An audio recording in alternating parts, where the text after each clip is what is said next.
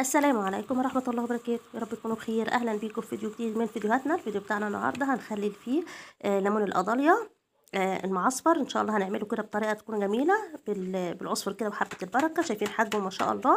أنا عندي هنا 2 كيلو ليمون، هو متوفر في الأسواق اليومين دول، وإن شاء الله هيلحق على رمضان.